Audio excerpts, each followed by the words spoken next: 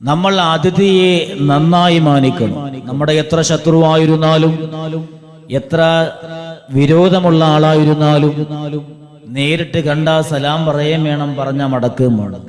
നമ്മുടെ വീട്ടിലേക്ക് കയറി വന്നാൽ ഒരു തരത്തിലുള്ള വിദ്വേഷങ്ങളും വെറുപ്പുകളും അവരോട് പ്രകടമാക്കാനും പാടില്ല, ഇല്ലേ? നമ്മളൊക്കെ വീട്ടിലൊക്കെ ഒരുപാട് കാലം മാറി നിന്നവര് ഹജ്ജിന് പോവാൻ നേരത്താണല്ലോ പലർക്കും ബോധോദയം ഉണ്ടാവുക. ആ സമയത്ത് വീട്ടിലേക്ക് യാത്ര പറയാൻ വന്നാൽ നമ്മൾ സ്വാഭാവികമായിട്ട് എന്ത് പറയും? ഇത്രയും കാലം അന്വേഷിക്കാൻ വയ്യായിരുന്നു, ഇപ്പൊ ഹജ്ജിന് പോകാൻ നേരത്തെ വന്നിരിക്കണം എന്ന് പറയും, അല്ലേ? അങ്ങനെയല്ലേ വരിക? ഒരിക്കലും പാടില്ല. നമ്മുടെ വീട്ടിലേക്ക് ഒരു അതിഥിയായ ആര് വന്നാലും അവർ നിസ്സാരമാക്കാൻ പാടില്ല. അത് കർശനമായ ഹദീസിന്റെ ഭാഷകൾ വിശദീകരിച്ചുകൊണ്ട് ഇമാം യാഫിഈ റളിയല്ലാഹു തആല അൻഹു തങ്ങൾ തന്റെ ശിഷ്യന്മാരോട് പറഞ്ഞു കൊടുത്തിട്ട് ചോദിക്കുക, ദുനിയാവിൽ നമുക്ക് കടന്നു വരുന്ന ഒരു അതിഥിയെ നമ്മൾ നിന്ദിക്കണം. അങ്ങനെ നിന്ദിക്കേണ്ടുന്ന അതിഥി ആരാണ്? ഒരതിഥിയെയും നമ്മൾ നിന്ദിക്കാൻ പാടില്ല, നിസ്സാരമാക്കാൻ പാടില്ല, അവരെ വഷളാക്കാനും പാടില്ല. പക്ഷെ ഒരു അതിഥി നമ്മുടെ ജീവിതത്തിൽ കടന്നു വരാനുണ്ട്. ആ അതിഥിയെ നമ്മൾ നിസ്സാരമാക്കി അവനെ നിന്ദിച്ച് കളഞ്ഞാലേ അവന്റെ ആഖിറം വിജയിക്കൂ എന്ന് മഹാനായ സയ്യിദുനാ ഇമാം യാഫിഈ റളിയല്ലാഹു തആല അൻഹു ശിഷ്യന്മാരോട് ചോദിച്ചു, ഏതാണ് അതിഥി എന്ന് പറയാൻ ആർക്കാ കഴിയാൻ? ശിഷ്യന്മാർ അത്ഭുതത്തോടെ അങ്ങോട്ടും ഇങ്ങോട്ടും ചിന്തിച്ചു. ഉസ്താദേ, വിളിക്കാതെ വരുന്ന അതിഥിയാണോ? കല്യാണത്തിന് വിളിക്കാതെ ഉണ്ണാൻ പോകുന്നത് പോലെ നമ്മൾ ക്ഷണിക്കാതെ നമ്മുടെ വീട്ടിലേക്ക് കടന്നു വരുന്ന അതിഥിയാണോ നമ്മൾ നിന്ദിക്കാൻ ശ്രമിക്കേണ്ടത്, തള്ളിക്കളയേണ്ടത്? അവിടെന്ന് പറഞ്ഞു, വിളിക്കാതെ വരുന്ന അതിഥിയെ വിളിച്ചു വരുന്ന അതിഥിയേക്കാൾ ഏറെ നമ്മൾ മാനിക്കണം. രണ്ടാമത്തെ ശിഷ്യന്മാർ ചോദിച്ചു, ഉസ്താദേ, ശത്രുവായ ഒരാള് ക്ഷണവുമില്ലാതെ, അയാളെ ക്ഷണിക്കാതെ തന്നെ ശത്രുവായി വിരോധമുള്ള ഒരാള് നമ്മുടെ വീട്ടിലേക്ക് നമ്മളെ നിസ്സാരമാക്കാനും മോശമാക്കാനും കടന്നു വരികയാണെങ്കിൽ അവനെയാണോ നിസ്സാരമായി തള്ളിക്കളയേണ്ടത് എന്ന് ചോദിക്കുമ്പോ മഹാനായ ഇമാം യാഫിഈ തങ്ങൾ പറയാ, നിന്റെ ശത്രുവാണ്, നീ ക്ഷണിക്കാതെ നിന്റെ വീട്ടിലേക്ക് കടന്നു വരികയാണ്. അങ്ങനെ വന്നാലും ആ ആള് നിന്നെ മോശമാക്കാൻ വേണ്ടിയാണ് കടന്നു വരുന്നത് എങ്കിലും അയാളെ നീ നിസ്സാരമാക്കാൻ പാടില്ല. വിളിച്ചു വരുന്നവനേക്കാൾ ഏറെ മാന്യതയും അവന് വിലയും കൊടുക്കണമെന്ന് മഹാനായ സയ്യിദുനാ ഇമാം യാഫിഈ. ഇത് പറയുമ്പോ ശിഷ്യന്മാര് പറയാ, പിന്നെ മറ്റൊരു ഉദാഹരണം പറയാൻ നമ്മുടെ മുന്നിലില്ല. ഇനി എന്താ നമ്മൾ പറയാ? അങ്ങനെ ഇരിക്കുമ്പോഴാണ് ഇമാം യാഫിഈ റളിയല്ലാഹു തആല അൻഹു തങ്ങൾ പറഞ്ഞു, നമ്മൾ തട്ടിക്കളയേണ്ട, നിസ്സാരമാക്കി കളയേണ്ട ഒരൊറ്റ അതിഥി എന്ന് പറയുന്നത് നമ്മുടെ ജീവിതത്തിലേക്ക് കടന്നു വരുന്ന സമ്പത്ത്, പണം എന്ന് പറയുന്ന അതിഥിയാണെന്ന് ഇമാമുനാ യാഫിഈ റളിയല്ലാഹു തആല അൻഹു തങ്ങൾ. ഈ പണത്തെ പണയിച്ചാലോ അവന്റെ ഈമാൻ നഷ്ടപ്പെടും. പണത്തെ പ്രണയിച്ചാലോ ഈമാൻ നഷ്ടപ്പെടും. ദുനിയാവിനോടുള്ള വിരക്തി കൊണ്ടല്ലാതെ ഒരാളും ആഖിറത്തിലേക്ക് അടുക്കുകയില്ല എന്ന് സയ്യിദുനാ റസൂലുള്ളാഹി സ്വല്ലല്ലാഹു അലൈഹി വസല്ലം തങ്ങളുടെ ഹദീസുകൾ ഒരുപാട് പഠിപ്പിക്കുന്നുണ്ട്. അപ്പൊ സമ്പാദിക്കുന്നത് നല്ലതല്ലേ എന്ന് ചോദിച്ചാൽ ഏറ്റവും നല്ല കാര്യമാണ്. ദീനിന് വളരാനും മറ്റുമൊക്കെ സമ്പത്ത് വേണം, അത് വലിയൊരു അമൽ, അതിന് മറ്റൊരു വിഷയമാണ്, അവിടെ ഇരിക്കട്ടെ. നല്ല രീതിയിൽ സമ്പാദിക്കുന്ന എത്രയോ മഹാനുഭാവന്മാരുണ്ട്, ദീനിന് വേണ്ടി ഒരുപാട് സഹായിക്കുന്ന. ഈ സഹസ്രമുള്ള ബഹുമാന്യനായ കൈരളിയുടെ MD പോലെ ഒരുപാട് സഹായാസ്തങ്ങൾ ഈ ദീനിന് വേണ്ടി ചെയ്യുന്ന ഒരുപാട് സഹോദരങ്ങളുണ്ട്. അള്ളാഹുവിടെ സമ്പത്തിലും ബിസിനസ്സിലും അഭിവൃദ്ധിയും ഉയർച്ചയും കൊടുക്കട്ടെ. മഹാനായ ഇമാം യാഫിഈ തങ്ങള് ശിഷ്യന്മാര് തോറ്റ് തുന്നം പാടുമ്പോ പറയാം, ഒരു മനുഷ്യൻ നിന്ദിക്കേണ്ട അതിഥി സമ്പത്ത് എന്ന് പറയുന്ന അതിഥിയാണ്. ശിഷ്യന്മാർ അന്താളിച്ചിരിക്കുന്നു. ഒറ്റ വാക്കിൽ ഒന്നും മനസ്സിലായില്ല എങ്കിലും ഈ മഹാനുഭാവനായ ഇമാം യാഫിഈ റളിയല്ലാഹു തആല അൻഹു തങ്ങൾ തന്റെ ജീവിതത്തിന്റെ ഓർമ്മച്ചപ്പിൽ നിന്നും സംഭവിച്ചു പോയ, സാക്ഷ്യം വഹിച്ചു പോയ, അനുഭവിച്ചു പോയ ഒരു സംഭവം എടുത്തുകൊണ്ട് ശിഷ്യന്മാരെ മുന്നിലേക്ക് പഠിക്കാൻ വേണ്ടിയിട്ട് കൊടുക്കുക. അവിടെ നിന്ന് വിവരിക്കാൻ തുടങ്ങി. മുൻപ് കാലത്ത് ഒരു സമ്പന്നനായ മനുഷ്യനുണ്ടായിരുന്നു. എന്റെ സഹോദരിമാരും സഹോദരങ്ങളും ശ്രദ്ധിച്ച് ശ്രമിക്കുക. നമ്മുടെ ജീവിതത്തിലും ഇതുപോലെ അനുഭവങ്ങൾ ഒരുപാട് കടന്നു വരാം. മഹാനുഭാവനായ ഇമാം യാഫിഈ തങ്ങൾ വിവരിച്ചു കൊടുക്കുന്നു. ഒരു സമ്പന്നനായ മനുഷ്യൻ, അല്ലാഹു സുബ്ഹാനഹു വ തആല ദുനിയാവിൽ ഒരുപാട് സമ്പത്തുകള് സമ്മാനമായി കൊടുത്ത അനുഗ്രഹീതനായൊരു മനുഷ്യൻ. ആ മനുഷ്യൻ വലിയ മുസ്ലിമാണ്, ദീനിനോട് അടുപ്പമൊക്കെയുണ്ട്, പക്ഷേ വലിയ ഇബാദത്തുകളൊന്നുമില്ല. അങ്ങനെ ജീവിച്ചു വരുന്നതായ മനുഷ്യൻ നല്ല ഒരു സ്വാലിഹത്തായ, നമസ്കരിക്കുന്ന, സ്വതക്ക ചെയ്യുന്ന, അള്ളാഹുവിനെ ഭയപ്പെടുന്ന, നല്ലതിനെ ഇഷ്ടപ്പെടുന്ന നല്ലൊരു പെണ്ണിനെ വിവാഹം കഴിച്ചു. നല്ലൊരു പെണ്ണിനെ വിവാഹം കഴിച്ചു. ആ വിവാഹം കഴിച്ച് അവർ സുഖത്തോടെ നല്ല രണ്ട് തട്ടുള്ള സുന്ദരമായ, ആഡംബരമായ, അമ്പരചുംബിയായ, ലക്ഷൂറിയസ് ആയ ജീവിതം നയിച്ചുകൊണ്ടിരിക്കുമ്പോ അവർക്കൊരു സ്വഭാവമുണ്ട്. വീടിന്റെ മട്ടുപ്പാവ് ബാൽക്കണിയില് ഭാര്യയും ഭർത്താവും ഇങ്ങനെ ഇരുന്നു കൊണ്ട് സൊറ പറഞ്ഞുകൊണ്ട് രാവിലെയും വൈകുന്നേരമുള്ള സമയങ്ങൾ അവരിങ്ങനെ തമാശ പറഞ്ഞ് അവരുടെ ജീവിതത്തിൻ്റെതായ നല്ല രസങ്ങളാക്കി മാറ്റുന്ന ഒരു ശീലമുണ്ടായിരുന്നു. അങ്ങനെ ഒരു വേള തന്റെ ജീവിതത്തിൻ്റെതായ ആ ഒരു നിമിഷത്തില് വീടിന്റെ ബാൽക്കണിയിലെ മട്ടുപ്പാവില് ഭാര്യയും ഭർത്താവും തമ്മിൽ ദുനിയാവിന്റെ രസങ്ങൾ ഓരോന്നോരോന്ന് പറഞ്ഞുകൊണ്ട് രസിപ്പിക്കുന്ന വർത്തമാനങ്ങൾ പറഞ്ഞ്, കൊഞ്ചുന്ന വർത്തമാനങ്ങൾ പറഞ്ഞ് രസിച്ചുകൊണ്ടിരിക്കുമ്പോ തന്റെ വീടിന്റെ താഴ്ഭാഗത്തതാ ഒരു വെളിയാളം കേൾക്കുകയാണ്. ഈ വീട്ടിലാരുമില്ലേ, ഈ വീട്ടിലാരുമില്ലേ. മട്ടുപ്പാവിലിരിക്കുന്ന ഭാര്യയും ഭർത്താവും ശ്രദ്ധിക്കുന്നുണ്ട്. വീട്ടിലാരോ വന്നതാണ്. നോക്കുമ്പോ അതിഥികളില്ല. ആ മനുഷ്യൻ എത്തി നോക്കി. ഭാര്യ എഴുന്നേക്കുമ്പോ പറഞ്ഞു, നീ ഇവിടെ ഇരിക്ക്, നീ പോയാല് ശരിയാവില്ല, നീ പോയാല് കുറച്ച് കഴിഞ്ഞേ കടന്നു വരുള്ളൂ. അങ്ങനെ ആ ഭാര്യമാര് ഭർത്താക്കന്മാര് നല്ല വയ്യാതെ കിടന്ന് കാലൊന്ന് വേദന എടുത്ത് തടവാൻ പറഞ്ഞ് അവർ തടവിയിരിക്കും. പെട്ടെന്ന് പറയും, കൈ കഴിക്കുമ്പം പറയും, ഞാനേ അടുപ്പിൽ പാല് വെച്ചേക്കിരുന്ന് പൊങ്ങിപ്പോവും എന്ന് പറഞ്ഞ് പോണ പോക്കതാ ഇറക്കി വെച്ചിട്ട് വരാന്ന് പറയും. പോയി കഴിഞ്ഞാൽ പിന്നെ പാലും വെന്ത് ചോറും വെന്ത് എല്ലാം വെന്താലും 2 മണിക്കൂർ കഴിഞ്ഞാൽ അവരെ പിന്നെ കാണൂല. ഇല്ലേ? ചോദിക്കും പറയാം, അല്ലോ മച്ച ഞാൻ മറന്നുപോയി, ഇല്ലേ? ഇങ്ങനെ സ്വഭാവം. ഇവിടുത്തെ ഉമ്മമാരല്ല കേട്ടോ, ഇവിടെ വട്ടൂരൊക്കെ ഉള്ള നല്ല ഉമ്മമാരാ. അള്ളാഹു വറക്കത്ത് കൊടുക്കട്ടെ. നിങ്ങളെ കുറിച്ചല്ല കേട്ടോ. അപ്പോ ഇതുപോലെ ഭർത്താവ് പറയാ, നീ അവിടെ ഇരിക്ക്, നീ പോകണ്ട, നീ അവിടെ ഇരിക്കണം, ഞാൻ നോക്കാം. ഭർത്താവ് എഴുന്നേറ്റ് നോക്കുമ്പോ വന്ന് വിളിക്കുന്നത് ഒരു യാചകനാ. അയാള് ശരീരമാകെ മെലിഞ്ഞൊട്ടിയിട്ടുണ്ട്, എല്ലൊന്തിയിട്ടുണ്ട്, കവള് കുഴിഞ്ഞിട്ടുണ്ട്.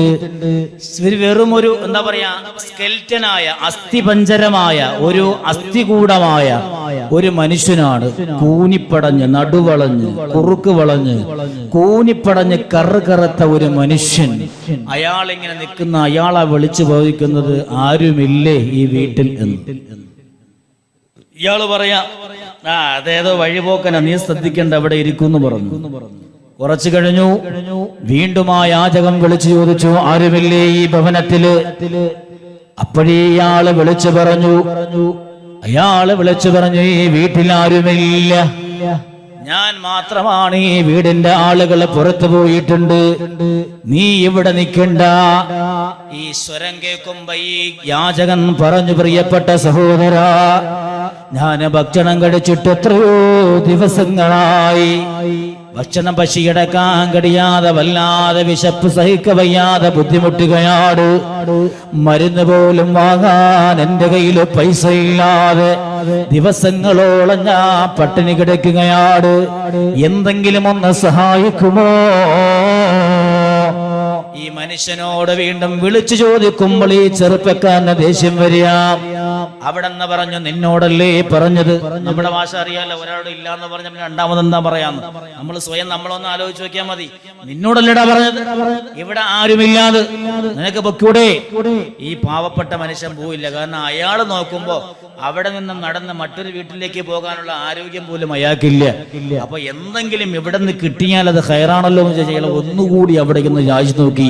എന്റെ സഹോദരൻ, റബ്ബിനെ വിചാരിച്ച്, അള്ളാനെ വിചാരിച്ചിട്ടൊന്ന് തരണം. നിങ്ങൾക്ക് അള്ളാഹു നല്ല സുന്ദരമായ അമ്പരചുംബിയായ ഭവനങ്ങൾ തന്നു, നല്ല ആഡംബരമായ സൗഖ്യമുള്ള ജീവിതത്തിന്റെ അനുഭവത്തിൻ്റെതായ സാക്ഷാത്കാരങ്ങൾ തന്നു. പക്ഷേ എത്രയോ ദിവസങ്ങളായി ഭക്ഷണം കഴിച്ചിട്ട് മരുന്ന് പോലും വാങ്ങാൻ പൈസയില്ലാതെ വല്ലാതെ തെണ്ടിക്കൊണ്ട് മടക്കുന്ന സന്ദർഭമാണ്. എന്തെങ്കിലും തരാൻ കനിവുണ്ടാകണമെന്ന് വീണ്ടും യാചിക്കുമ്പോൾ ഈ മനുഷ്യൻ പറയാറ്, ഈ മനുഷ്യനങ്ങ് ദേഷ്യം പിടിച്ചു.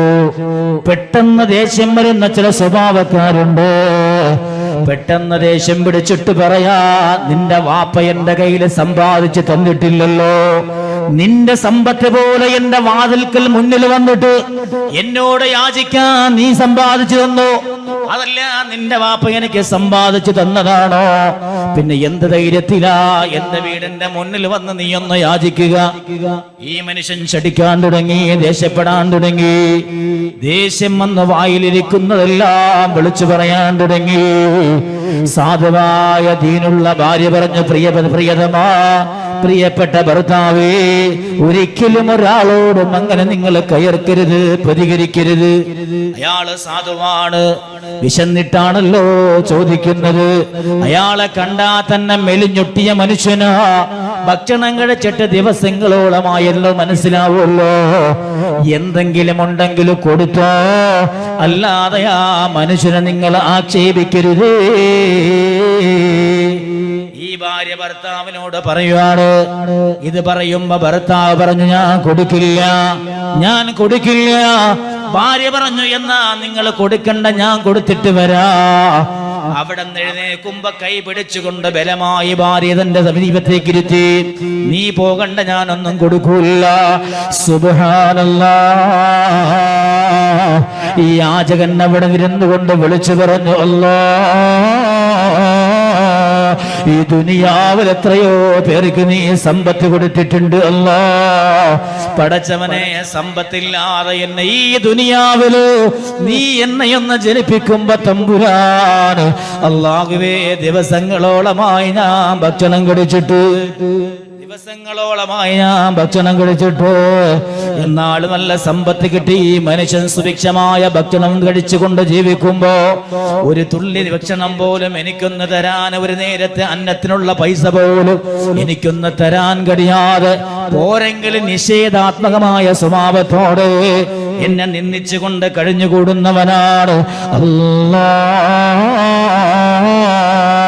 എനിക്ക് സമ്പത്ത് തരാൻ ഇയാളെ മനസ്സിനെ നീ തോന്നിപ്പിക്കണേ അല്ലാഹ്.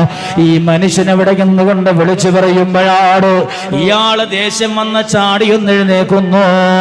എന്നിട്ട് ഭാര്യയോട് പറയാ, ഇയാൾക്ക് ആവശ്യമായത് ഞാൻ കൊടുത്തിട്ട് വരാ എന്ന് പറഞ്ഞുകൊണ്ട് വീടിന്റെ മട്ടുപ്പാവിൽ നിന്നും താഴത്തെ നിലയിലേക്ക് ഓടി വരികയാണ്.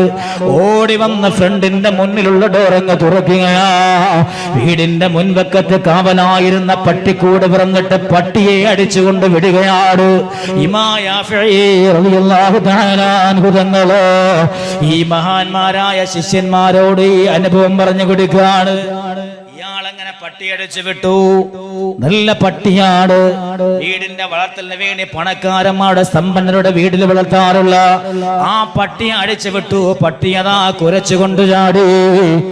ഈ യാചകനുമായി മൽപ്പിടുത്തമായി തട്ടിത്തെറിപ്പിക്കാൻ തുടങ്ങി. പട്ടിയുടെ കുരച്ചിൽ കേൾക്കുമ്പോ മട്ടുപ്പാവിന്റെ ഭാര്യത വന്നുകൊണ്ടെത്തി നോക്കുകയാണ്. അവിടുന്ന് നിലവിളിച്ചു, അല്ലാഹ്, ഓ മനുഷ്യ, നിങ്ങൾക്ക് ഭ്രാന്ത് പിടിച്ചോ? മനുഷ്യ, നിങ്ങൾക്ക് ഭ്രാന്ത് പിടിച്ചോ? മനുഷ്യ, നിങ്ങൾക്ക് ഭ്രാന്ത് പിടിച്ചോ? മഹാനായ ഇമാം യാഫി തങ്ങൾ പറയാണ്, ഈ ഭാര്യ മട്ടുപ്പാവിൽ നിന്ന് നിലവിളിച്ചു തുടങ്ങി, ഓ മനുഷ്യ, നിങ്ങൾക്ക് ഭ്രാന്തായോ? സാധുവാണ്, മനുഷ്യന് ഇഷ്ടമുണ്ടെങ്കിൽ കൊടുത്തു, ഇല്ലെങ്കിൽ നിങ്ങൾ കൊടുക്കണ്ട. മറിച്ചയാളെ മാന്യമായി മടന്നു പോകാൻ അനുവദിക്കണേ. എന്തിനാ പട്ടി അടിച്ചു വിട്ടത്? ഈ ഭാര്യ നോക്കുമ്പോ പട്ടിയതാ അയാളെ കടിക്കാൻ പോവുകയാണ്. ഓടിയിറങ്ങി താഴോട്ട് വന്നു.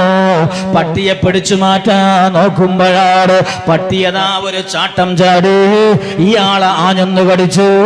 തന്റെ കയ്യതാ പട്ടിയുടെ വായിലായി. ഈ പെണ്ണ് പട്ടിയെ അങ്ങ് പിടിച്ചു മാറ്റി, ഭാര്യ പട്ടിയെ പിടിച്ചു മാറ്റി. പക്ഷേ ആ മനുഷ്യന്റേതായ ചിന്നിവിരളെ കടിച്ചു മുറിച്ചു കളഞ്ഞു, ചിന്നിവിരളെ കടിച്ചു മുറിച്ചു കളഞ്ഞു. രക്തമിങ്ങനെ ആ പെണ്ണിന്റെ മുഖത്തോട് ചീറിത്തെറിക്കുകയാണ്. രക്തം ജ്വലിച്ചുകൊണ്ട് ഭർത്താവിനെ കുറിച്ചിട്ട് മാപ്പ് ചോദിക്കുന്ന പ്രിയപ്പെട്ട സഹോദര, എന്റെ ഭർത്താവ് അറിവില്ലാത്തവനായി പോയി, അള്ളാഹു പുറത്തു കൊടുക്കട്ടെ.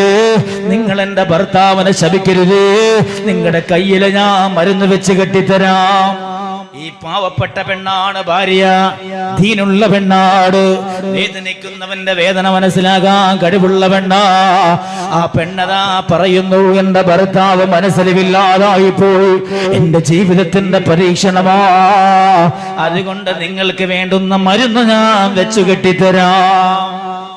അയാള് പറഞ്ഞു, ഇനി നിന്റെ മരുന്ന് എനിക്ക് വേണ്ട, ഒരു നേരത്തെ അന്നത്തിന് ഞാൻ ഈ വീടിന്റെ മുന്നിൽ കൈ നീട്ടുമ്പോ അള്ളാഹു എനിക്ക് തന്ന അവസ്ഥയാണ്, അള്ളാഹു എനിക്ക് തന്ന അവസ്ഥയാണ്. ഓരോ വീടിന്റെയും മുന്നിലേക്ക് ഞാൻ ചെന്ന് കൈ നീട്ടുമ്പോ ഒരേ ഒരു പ്രാർത്ഥനയാണ്, നാണയത്തൊട്ടികൾ എന്റെ പാട്ടയിലേക്ക് ഇട്ടു തരുമ്പോ, അള്ളാഹുവേ ഇതുപോലെ കെഞ്ചേണ്ട യാചിക്കേണ്ട ഗതികേട് ഈ സഹായിക്കുന്നവർക്ക് കൊടുക്കില്ല അല്ലാ. ഈ ഒരു പ്രാർത്ഥനയോടുകൂടിയാ ഞാൻ കടന്നു പോകുക.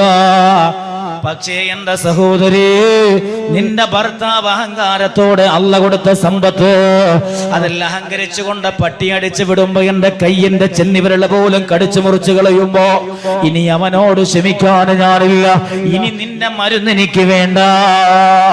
ആ പെണ്ണ് പറഞ്ഞു, പോവല്ല, നിങ്ങൾക്ക് ജീവിക്കാൻ ആവശ്യമായ സമ്പത്ത് ഞാൻ തരാം. അയാൾ അഭിമാനിയാണ്, പറഞ്ഞു, ഇനി ഈ മനുഷ്യന്റെ സമ്പത്ത് എനിക്ക് വേണ്ട, ഇനി ഈ മനുഷ്യന്റെ സമ്പത്ത് എനിക്ക് വേണ്ട, അവന്റെ ഒരു നയാ പൈസ പോലും എനിക്ക് ആവശ്യമില്ല, അതുകൊണ്ട് ഞാനത് ആശിക്കുന്നില്ല. ഭാര്യ പറഞ്ഞു, നിക്കണേ എന്ന് നിർബന്ധം പിടിച്ചിട്ട് വീടിനകത്തേക്കതാ പൈസ എടുക്കാനും മരുന്നെടുക്കാനും ഓടിപ്പോകയാണ്. തിരിച്ചു വന്ന് നോക്കുമ്പോൾ ആ മനുഷ്യനെവിടെയില്ല. വേദനയോടെ കണ്ണുനീരോടെ ആ മനുഷ്യനങ്ങ് പടിയിറങ്ങിപ്പോയി. സുബ്ഹാന ജല്ല ജലാലു. ഇമാം യാഫിഈ തങ്ങൾ ഒന്നുകൂടെ വിശദീകരിച്ചുകൊണ്ട് കഥയൊന്ന് പൂർത്തിയാക്കാണ്. ആ മനുഷ്യനങ്ങക്ക് ആ പടിയിറങ്ങിപ്പോയി, വേദനയോടെ പടിയിറങ്ങിപ്പോയി. അടിവരയിട്ടുകൊണ്ട് നമ്മൾ മനസ്സിലാക്കേണ്ട വസ്തു എന്നറിയോ? ആ മനുഷ്യൻ പറഞ്ഞൊരു വാക്കാ പെണ്ണിനോട്, ഞാൻ എന്റെ ഓരോ വീടിന്റെ മുന്നിൽ പോയി ഞാനന്ന് കൈനീട്ടുമ്പോ എന്റെ ആവശ്യം പറയുമ്പോ അവരെനിക്ക് മതിയായി തരുമ്പോ ഞാൻ ഒരൊറ്റ ദുആയ ചെയ്തു, പടച്ചവനെ എന്നെ പോലെ മറ്റൊരുത്തന്റെ മുന്നിലേക്ക് കൈനീട്ടേണ്ട ഒരു ഗതികേട് എനിക്ക് നീ വരുത്തല്ല തമ്പുരാനെ. ഇരിക്കുന്നവർക്കും ആ പ്രാർത്ഥന ഉണ്ടാവട്ടെ, അള്ളാഹു ഭാഗ്യം തരട്ടെ. ആ പ്രാർത്ഥനയിൽ ഉൾപ്പെടണം. അള്ളാഹുവേ, മരിക്കുന്നത് വരെ ഒരാളെ മുന്നിലും കൈനീട്ടേണ്ട യാചനാരൂപേണ കൈനീട്ടേണ്ട ഒരു ഗതികേട് അള്ളാഹു തരാതിരിക്കട്ടെ. എത്രയോ വലിയ വലിയ സമ്പന്നന്മാർ അതിൻ്റെതായ അവസ്ഥകൾ എത്തപ്പെട്ടിട്ടുണ്ട്. അള്ളാഹു കാത്തുരക്ഷിക്കട്ടെ.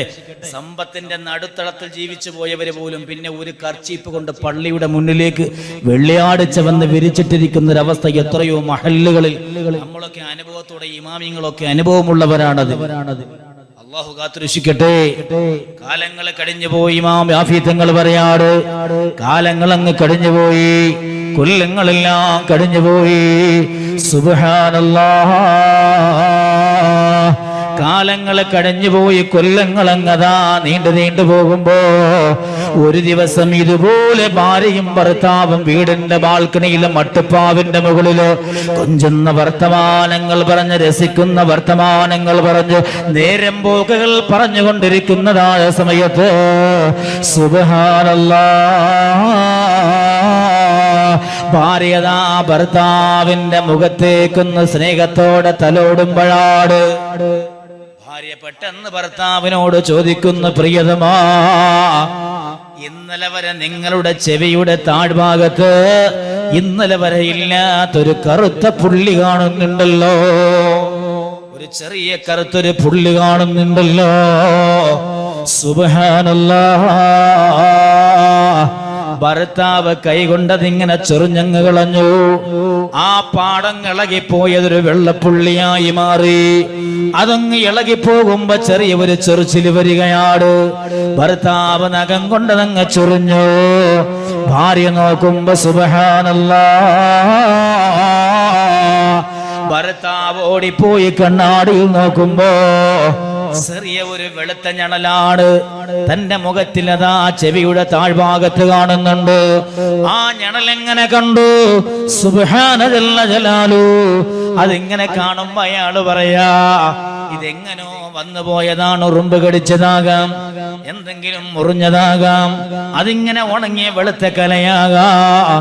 ഭാര്യ പറഞ്ഞു, പ്രിയതമാ, ഇന്നലെ വരെ നിങ്ങളുടെ മുഖത്തതില്ലായിരുന്നു. ഭർത്താവിനറിയില്ലെങ്കിലും ഭാര്യക്കറിയാം മുഖത്തിന്റെ കലകള്. അതുകൊണ്ട് തന്നെ ഭാര്യ പറഞ്ഞു, ഇന്നലെ വരെ ആ മുഖത്ത് ഞാൻ കണ്ടിട്ടില്ല.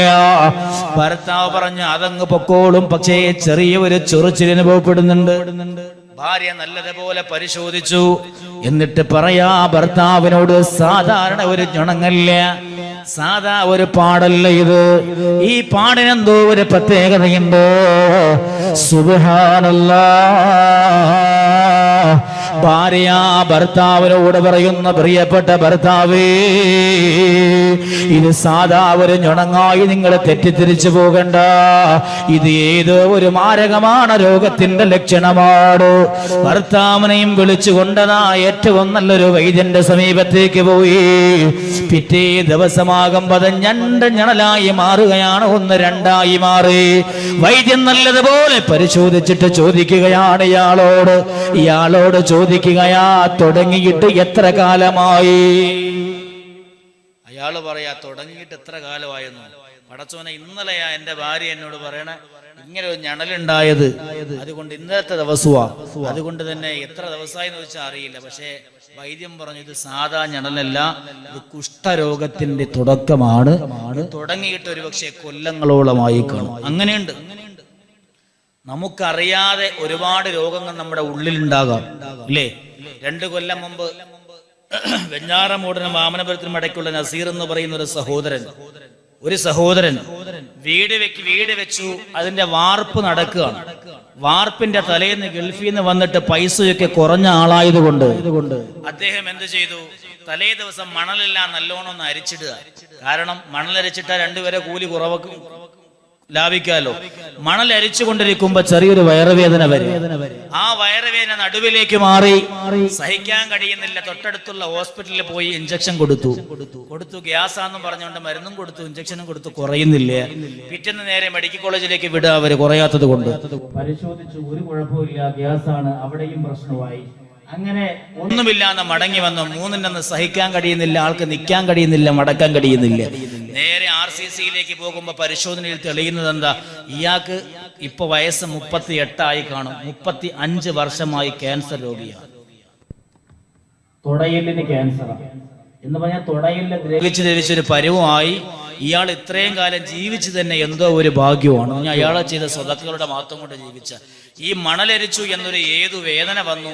അതോടെ തുടയിലിന്റെ പൊട്ടി അയാൾ കിടപ്പിലായി. കുറെ നാൾ, ഏകദേശം 1 കൊല്ലം വരെ കിടന്നു. പിന്നെ വഫാത്തായി. അള്ളാഹു കാത്തുരക്ഷിക്കട്ടെ. ഞാൻ പറഞ്ഞു വന്നത് നമ്മളും ഇങ്ങനെ ആരോഗ്യത്തോടെ ഓടി മടക്കുമ്പോൾ നമ്മുടെ ഉള്ളിലൊക്കെ എന്തെല്ലാം രോഗങ്ങളാണ്, ബുദ്ധിമുട്ടുകളാണ്, നമ്മൾ ആരും അറിയില്ല.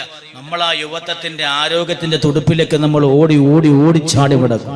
ഈ അടുത്ത് ഞാൻ എൻ്റെ പ്രഭാഷണത്തിന്റെ വേളയിൽ ഒരു ഭവനത്തിലേക്ക് ചെല്ലുമ്പോൾ തൊണ്ടയിൽ ക്യാൻസർ പറ്റിയ ഒരു സഹോദരനെ കാണുമ്പോൾ, ആ ഒരു അവസ്ഥ കാണുമ്പോൾ, ഒരു തുള്ളി വെള്ളമൊന്ന് വായിലോട്ട് വെച്ചാൽ ഇറങ്ങൂല എന്ന് പറഞ്ഞ ദാഹിച്ച് വഷളാകുമ്പോ ഒരു തുള്ളി വായിൽ വെച്ച് കൊടുത്ത് അയാൾക്ക് ഇറക്കാൻ പറ്റില്ല. ഓസിട്ടിട്ട് ആ ഉള്ളിലോട്ട് ഇറക്കാം. തൊണ്ടയിൽ ക്യാൻസർ പറ്റിയിട്ട് അതിങ്ങനെ നുണഞ്ഞങ്ങ് ഇറക്കും. അത് ഇറക്കുമ്പോൾ തന്നെ ചെമച്ചിട്ട് സഹിക്കാൻ വയ്യാതെ തുമ്മുക.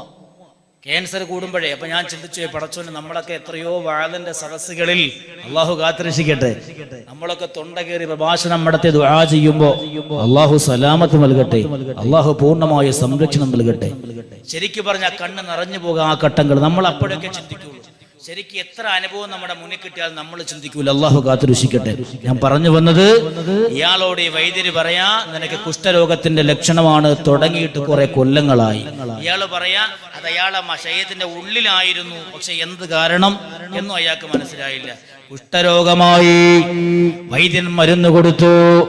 സുബ്ഹാനല്ലാഹ്, വൈദ്യം പറയുന്നത് പെട്ടെന്ന് മാറുന്ന രോഗമല്ല. ദിവസങ്ങൾ കടഞ്ഞു, ക്രമാനുഗതമായി രോഗം ഇങ്ങനെ വർദ്ധിക്കാൻ തുടങ്ങി, അതിങ്ങനെ വലുതാവാൻ തുടങ്ങി, ശരീരത്തിന്റെ പല ഭാഗങ്ങളിലേക്കും ഇങ്ങനെ വ്യാപിക്കാൻ തുടങ്ങി. സുബ്ഹാനല്ലാഹ്, ശരീരമാകെ ചീഞ്ഞളയാൻ തുടങ്ങി. ഇയാള് ചികിത്സിച്ചു. എവിടെയെല്ലാം ചികിത്സയുണ്ടോ അവിടെയൊക്കെ പോയി ചികിത്സിക്കാൻ തുടങ്ങി. സ്വത്തുകൾ 5 സെന്റ് 10 സെന്റ് ഇങ്ങനെ ഓരോന്നോരോന്നായിട്ട് വിൽക്കാൻ തുടങ്ങി. വസ്തുക്കളെല്ലാം വിറ്റു, സ്വത്തുക്കളെല്ലാം വിൽക്കാൻ തുടങ്ങി. വിറ്റ് ചികിത്സിച്ചോ അവസാനം അമ്പര ചുംബിയായ 2 നില വീടുണ്ടല്ലോ, അതുപോലും അയാള് വിൽക്കുകയാണ് ചികിത്സയ്ക്ക് വേണ്ടിയിട്ട്. അതും വിറ്റുകൊണ്ട് ചികിത്സിച്ചു. അവസാനമായി ഇറാഖിന്റെ ഒരു ഒടിഞ്ഞ മൂലയിലുള്ള യൂഫ്രട്ടീസ് നദിയുടെ തീരത്ത് ചെറിയ ഒരു കുടിലടിച്ചുകൊണ്ട് അവിടെ കിടക്കുകയാണ്.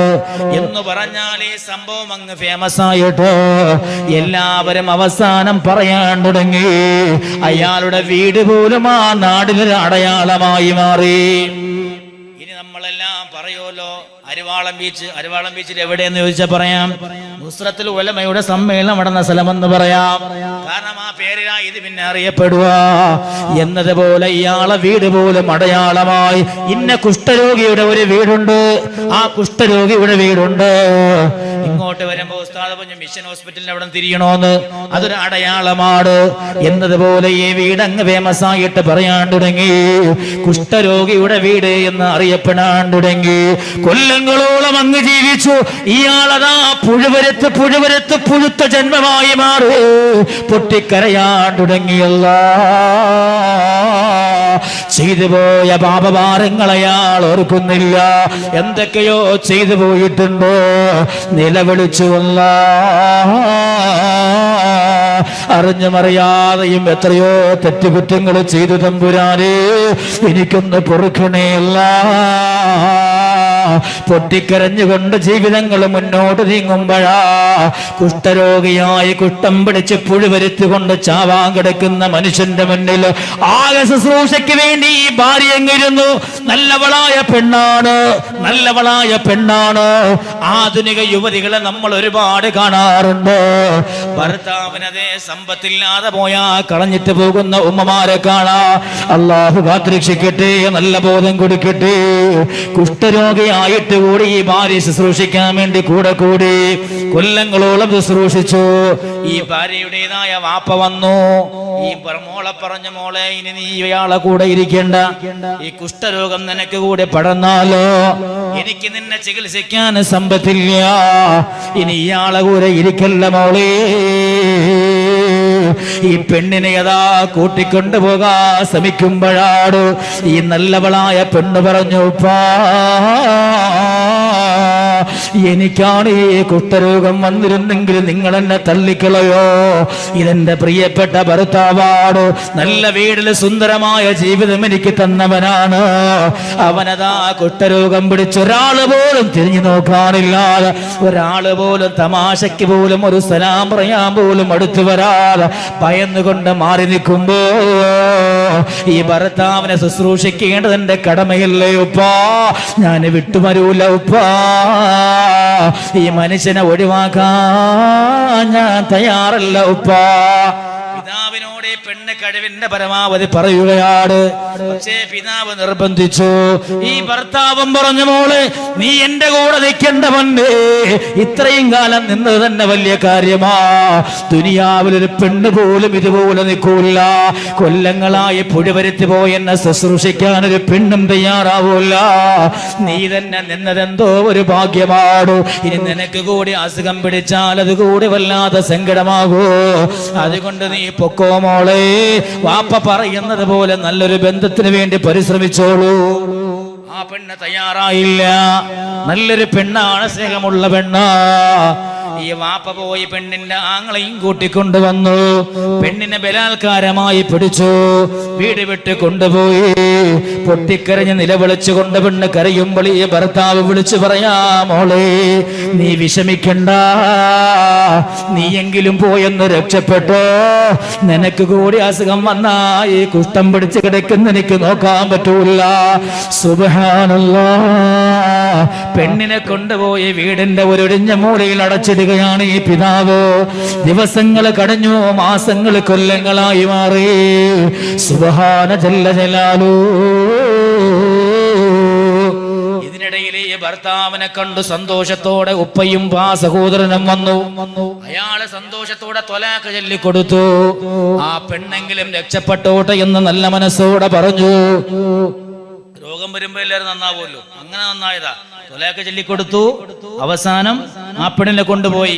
ഒരുപാട് പയ്യന്മാരെ നോക്കി, ഒരു പയ്യനെ ഇവക്ക് ഇഷ്ടപ്പെടൂല. അങ്ങനെയുണ്ട്. നമ്മളെയൊക്കെ മക്കൾക്കൊക്കെ ഒരുപാട് പയ്യന്മാരെ നമ്മൾ നോക്കും, ആരെ ഇഷ്ടപ്പെടൂല. പഠിക്കണമെന്ന് പറയൂല്ലേ, അവസാനം പറയുമ്പോഴാണ് അല്ലേ അപ്പുറത്തെ രാമനുമായിട്ട് ഒളിച്ചോടി എന്ന് വാർത്ത കേൾക്കണം. അള്ളാഹു കാത്തുരക്ഷിക്കട്ടെ. നമ്മളെ ഉമ്മമാരെ പ്രത്യേകം നമ്മളെ മക്കളെ ശ്രദ്ധിക്കണം. കാലങ്ങൾ വല്ലാത്തൊരു കാലമാണ്. അള്ളാഹു നല്ല മനസ്സും നല്ല ബോധവും നമ്മളെ മക്കൾക്ക് നൽകട്ടെ. നല്ലതുപോലെ നമ്മൾ സംരക്ഷിക്കണം. അള്ളാഹു കാത്തുരക്ഷിക്കട്ടെ. അപ്പോ ഒരാളെയും ഈ പെണ്ണിനെ പിടിക്കൂല. അവസാനം കാലങ്ങൾ ഈ വേദനയെ പൊറിപ്പിക്കുമല്ലോ. അങ്ങനെയാണല്ലോ മറവി മനുഷ്യന് മഹാനുഗ്രഹം ഇല്ലേ. എത്ര വേദനിച്ചാലും നമുക്ക് കാലങ്ങൾ കൊണ്ട് മറക്കും. പ്രസവ വേദന ഏറ്റവും വലിയ വേദന എന്നാ പറയാ. ശരിക്ക് പ്രസവ വേദന അള്ളാഹ് തന്ന ഒരു വലിയ അനുഗ്രഹം മറവി എന്നുള്ളത്. അത് ഈ പെണ്ണ് മറന്നില്ലെങ്കിൽ പിന്നെ ഈ പെണ്ണിനെ വല്ലാതെ കിട്ടുമോ ഭർത്താവിന്? ചിന്തിക്ക്. പ്രസവ വേദന മറന്നില്ല എന്നുണ്ടെങ്കിൽ പിന്നെ ഭർത്താവുമായ ഒരു ബന്ധത്തിന് ഭാര്യ തയ്യാറാവൂല. അവിടെ അള്ളാഹു മറവി എന്ന് പറയുന്ന അനുഗ്രഹം മനുഷ്യന് കൊടുക്കുക. അങ്ങനെ നമ്മൾ ചിന്തിക്കാത്ത ഒരുപാട് അനുഗ്രഹം അള്ളാഹ് തന്നിട്ടുണ്ട്. എന്റെ വിഷയം വേറെ, അവിടെ ഇരിക്കട്ടെ. അപ്പോ ഈ പെണ്ണെങ്ങനെ ഇരിക്കുന്നു. അവസാനം ഒരാള് തന്റെ കാണാൻ വേണ്ടി വന്നു. അയാള് ദൂരെ നിന്ന് പെണ്ണിനെ കണ്ടപ്പോ ആദ്യമേ വാപ്പയോട് പറഞ്ഞു, എനിക്ക് ഈ പെണ്ണിനെ ഇഷ്ടപ്പെട്ടു, ഈ പെണ്ണിനെ മതി എനിക്ക്. പയ്യൻ വന്നു, പെണ്ണ് നോക്കിയില്ല, പയ്യൻ കണ്ടു. വാപ്പ കല്യാണം ഉറപ്പിച്ചു, നിക്കാഹ് കഴിഞ്ഞു. മണിയറ റൂമിലേക്ക് പയ്യൻ കടന്നു വരിക. മണിയറ റൂമിൽ ഇപ്പൊ നിക്കാഹ് കഴിഞ്ഞു എന്ന് കഴിഞ്ഞപ്പോ ഈ പെണ്ണ് പിന്നെ എന്തായാലും നല്ലവളാണ്, ദീനുള്ള പെണ്ണാണ്. അതുകൊണ്ട് തന്നെ ഇനി എന്റെ ഭർത്താവിത മറ്റോർമ്മകൾ വെക്കുന്നത് ശരിയല്ല, അത് ചതിയാണ്.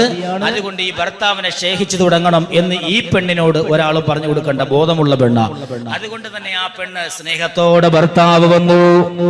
നോക്കുമ്പോ നല്ല കട്ടിമീശക്കാരനാണ്, കറുകറുത്ത ചെറുകറുത്ത രൂപമാണ്, നല്ല ആരോഗ്യയുടെ ഗാത്രമായ ശരീരമാണ്. തന്റെ കൂടെ അതാ കട്ടിലിന്റെ അടികിലേക്ക് വന്നിരുന്നു. ഭർത്താവിനോട് ചേർന്നിരുന്ന ഭർത്താവ് തന്റെ കയ്യിലേക്ക് ചേർത്ത് പിടിക്കുകയാണ്. അപ്പോഴാണ് ഈ ഭാര്യ പറയുന്ന, പ്രിയപ്പെട്ട ഭർത്താവ്,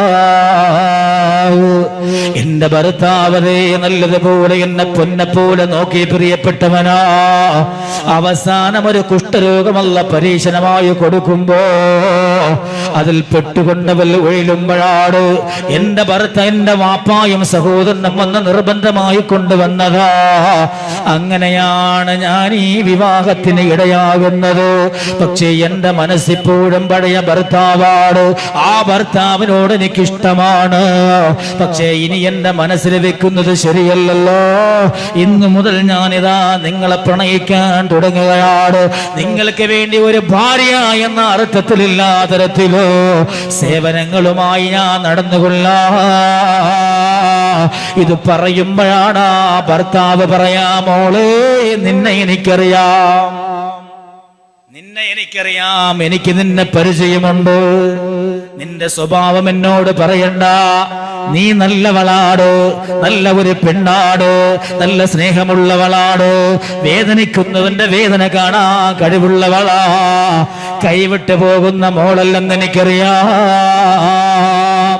ഇയാളെ സംസാരം കേൾക്കുമ്പോ ഈ പെണ്ണിങ്ങനെ ചിന്തിക്ക, എവിടെയോ കേട്ട് പരിചയമുണ്ടല്ലോ, ഈ ശബ്ദം ഞാൻ എവിടെയോ കേട്ട് പരിചയമുള്ളത് പോലെ തോന്നുന്നുണ്ട്. അപ്പോഴാണ് ഈ പുതുമാരൻ പറയുന്നു, മോളെ ഈ കൈ നീ ഒന്ന് നോക്കിക്കോ, നിനക്കെന്നെ മനസ്സിലാകാം.